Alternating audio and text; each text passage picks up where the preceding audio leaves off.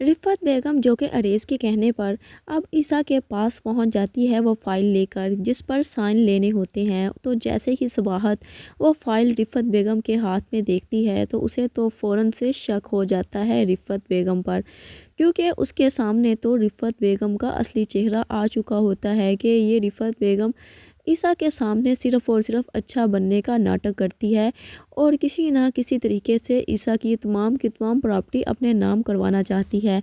और जब रिफ़त बेगम अपने पास से झूठी स्टोरी बनाकर ईसा को सुना रही होती है तो सबाहत को फ़ौरन से शक हो जाता है। और जब ईसा साइन करने लगता है तो अब सबाहत ईसा से कहती है कि ईसा पहले ये फ़ाइल पढ़ लें कि आखिर इसके अंदर लिखा क्या हुआ है।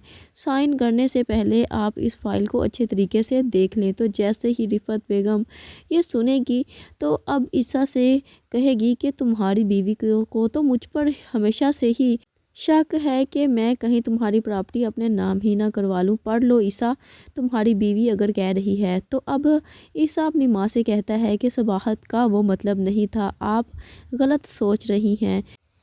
अब रिफ़त बेगम सबाहत के सामने ईसा को फ़ाइल पढ़ने का तो कह देती हैं, लेकिन जैसे ही ईसा वो फ़ाइल पकड़ता है तो अब रिफ़त बेगम की तो जान पर बन आती है कि कहीं ईसा ये फ़ाइल पढ़ ही ना ले और उसका असली चेहरा उसके सामने आ ही ना जाए कि उसकी माँ तो वाकई में उसको धोखा दे रही है।